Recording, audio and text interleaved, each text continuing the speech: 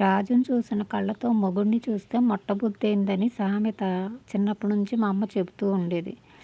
ఎందుకు అనేది ఇప్పుడు వీడియోలో బాగా అర్థమైపోయింది. చూడండి ఎర్రెర్రగా, కమ్మగా, తియ్యగా భలే ఉంది పచ్చడి.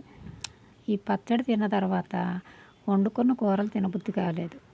ఎంతలా తినాల్సి వచ్చిందంటే కడుపులో ఫైర్ అలారం మోగే వరకు పచ్చడన్నం తిని తర్వాత ఇంక లాభం లేదు. కడుపు మంటలు, బీపీలు పెరిగిపోతున్నాయని అప్పుడు పెరుగు, కూరలు తిన్నాం కానీ ఇలాంటి టేస్టీ ఫుడ్ ఉండగా ఎందుకబ్బా అని.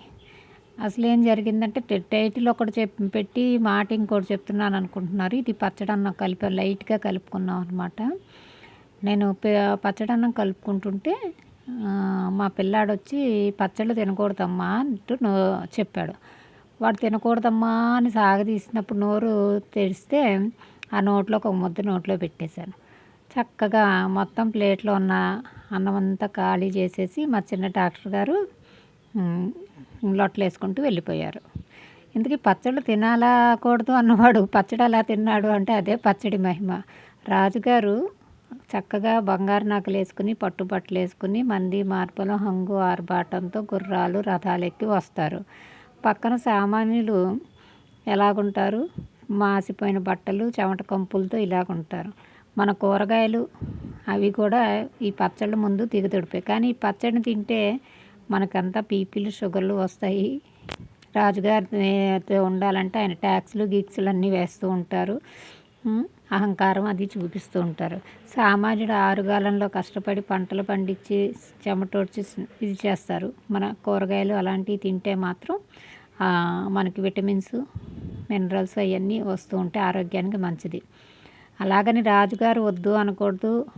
ఎందుకంటే రాజ్యం ఇదిగా ఉంటుంది. మరి ఎర్రని పచ్చడిని వద్దని ఎలాగనగలుగుతాం? ఒక ముద్ద పచ్చడి తినాలి, కొన్ని ముద్దలు కూరలు తినాలి, పెరుగు తినాలి. ఇలా అంటే మన సామాన్యులు, రాజులు అందరూ కలిసి జీవిస్తేనే ఒక పద్ధతి ప్రకారం సమాజం ప్రశాంతంగా ఉంటుంది, జీవితం ఉంటుంది. అలాగే కూరలు, పచ్చళ్ళు, కారాలు అవి కూడా తింటూ ఉండాలి. ఎప్పుడు కూరలు కాదు, ఎప్పుడు పచ్చళ్ళు కాకుండా సమతౌల్యం పాటిస్తూ జాగ్రత్తగా తింటూ ఉంటే ఆరోగ్యానికి మంచిది. ఇంతకీ ఇన్ని కథలు చెప్పాను. ఇంతకీ ఇదేం పచ్చడి, ఏం చేశారు, ఎలా ఉంది, ఏంటి అనేది అందరికీ డౌట్ వస్తుంది. దీని గురించి ఇంకో వీడియో చేస్తాను. ఏం పచ్చళ్ళు అంటే వరుస పెట్టి పచ్చళ్ళు పెట్టాము, 3-4 పచ్చళ్ళు.